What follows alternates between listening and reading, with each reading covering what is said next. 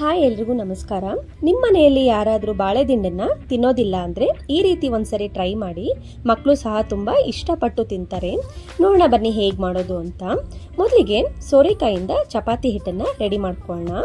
ಇಲ್ಲಿ ಒಂದು ಪ್ಯಾನಲ್ಲಿ ಎಣ್ಣೆ, ತುರಿದ ಸೋರೆಕಾಯಿ, ಉಪ್ಪನ್ನು ಸೇರಿಸ್ಕೊಂಡು ಮುಚ್ಚಳ ಮುಚ್ಚಿ ಬೇಯಿಸ್ಕೊಳ್ಳಿ. ಈಗ ಇದಕ್ಕೆ ಸಣ್ಣಗೆ ಕಟ್ ಮಾಡಿದ ಪಾಲಕ್ ಸೊಪ್ಪನ್ನ ಹಾಕಿ ಫ್ರೈ ಮಾಡಿ ಇದನ್ನು ಒಂದು ದೊಡ್ಡ ಬೌಲ್ಗೆ ಟ್ರಾನ್ಸ್ಫರ್ ಮಾಡಿಕೊಂಡು ಗೋಧಿ ಹಿಟ್ಟು, ರುಚಿಗೆ ತಕ್ಕಷ್ಟು ಉಪ್ಪು, ಎಣ್ಣೆನ ಸೇರಿಸ್ಕೊಂಡು ಚಪಾತಿ ಹಿಟ್ಟನ್ನ ಕಲಸಿ ಎತ್ತಿಟ್ಕೊಳ್ಳಿ. ಈಗ ಒಂದು ಬೌಲಲ್ಲಿ ಹೆಸರುಬೇಳೆನ ನೆನೆಯೋದಕ್ಕೆ ಬಿಡಿ. ಇಲ್ಲಿ ನಾನು ಬಾಳೆದಿಂಡನ್ನ ಹೇಗೆ ಕಟ್ ಮಾಡೋದು ಅಂತ ತೋರಿಸ್ತಾ ಇದ್ದೀನಿ. ನೋಡಿ, ಈ ರೀತಿಯಾಗಿ ಎಲ್ಲ ಕಟ್ ಮಾಡಿಕೊಂಡು ಮಜ್ಜಿಗೆಯಲ್ಲಿ ನೆನೆಸ್ಕೊಳ್ಬೇಕು. ಮಜ್ಜಿಗೆಯಲ್ಲಿ ನೆನೆಸೋದ್ರಿಂದ ಬಾಳೆದಿಂಡು ಕಪ್ಪಾಗೋದಿಲ್ಲ. ಒಂದು ಮಿಕ್ಸಿ ಜಾರಿಗೆ ತುರಿದ ತೆಂಗಿನಕಾಯಿ, ಹುರಿದ ಕಡಲೆಕಾಯಿ ಬೀಜ, ಬ್ಯಾಡಿಗೆ ಮೆಣಸಿನಕಾಯಿ ಹಾಕಿ ನೀರನ್ನು ಸೇರಿಸ್ಕೊಂಡು ಮಸಾಲೆನ ರೆಡಿ ಮಾಡಿಟ್ಕೊಳ್ಳಿ. ಈಗ ಒಂದು ಪ್ಯಾನಲ್ಲಿ ಎಣ್ಣೆ ಹಾಕಿ ಸಾಸಿವೆ, ಸಣ್ಣಗೆ ಕಟ್ ಮಾಡಿದಂತಹ ಈರುಳ್ಳಿ, ಹಸಿ ಮೆಣಸಿನಕಾಯಿ ಹಾಕಿ ಫ್ರೈ ಮಾಡ್ಕೊಳ್ಳಿ.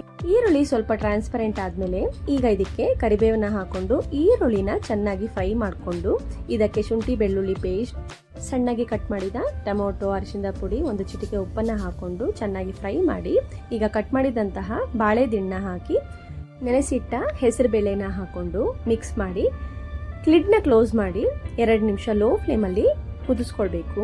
ಈಗ ಇದಕ್ಕೆ ರುಬ್ಬಿದಂತಹ ಮಸಾಲೆನ ಹಾಕೊಂಡು ಚೆನ್ನಾಗಿ ಮಿಕ್ಸ್ ಮಾಡಿಕೊಂಡು ಅಚ್ಚ ಖಾರದ ಪುಡಿ, ಧನಿಯಾ ಪುಡಿ, ನಿಮ್ಗಿಷ್ಟ ಆದರೆ ಗರಂ ಮಸಾಲ ಹಾಕ್ಕೊಳ್ಬೋದು, ಸ್ವಲ್ಪ ನೀರು, ರುಚಿಗೆ ತಕ್ಕಷ್ಟು ಉಪ್ಪನ್ನು ಸೇರಿಸ್ಕೊಂಡು 2 ನಿಮಿಷ ಮೀಡಿಯಂ ಫ್ಲೇಮಲ್ಲಿ ಇದನ್ನು ಬೇಯಿಸ್ಕೊಂಡು ಕೊನೆಯದಾಗಿ ತುಪ್ಪ, ಕಸೂರಿ ಮೇಥಿನ ಹಾಕಿ ಸರ್ವ್ ಮಾಡಿದ್ರೆ ಇದು ರೆಡಿ ಆಗುತ್ತೆ. ನೋಡಿ, ಬಾಳೆದಿಂಡೆಲ್ಲ ಚೆನ್ನಾಗಿ ಬೆಂದಿದೆ. ಈ ರೀತಿ ಮಾಡಿಕೊಟ್ರೆ ಮಕ್ಕಳಿಗೆ ಗೊತ್ತಾಗೋದಿಲ್ಲ. ಈಗ ಚಪಾತಿನ ಲಟ್ಟಿಸ್ಕೊಂಡು ಕಾದ ಹೆಂಚಿನ ಮೇಲೆ 2 ಕಡೆ ಎಣ್ಣೆಯಿಂದ ಫ್ರೈ ಮಾಡಿದ್ರೆ ಸೋರೆಕಾಯಿ ಚಪಾತಿ ರೆಡಿ ಆಗುತ್ತೆ. ಮತ್ತೊಂದು ರೆಸಿಪಿಯ ಜೊತೆ ಮತ್ತೆ ಸಿಗೋಣ ಸ್ನೇಹಿತರೆ. Thank you for your time. Thank you for watching.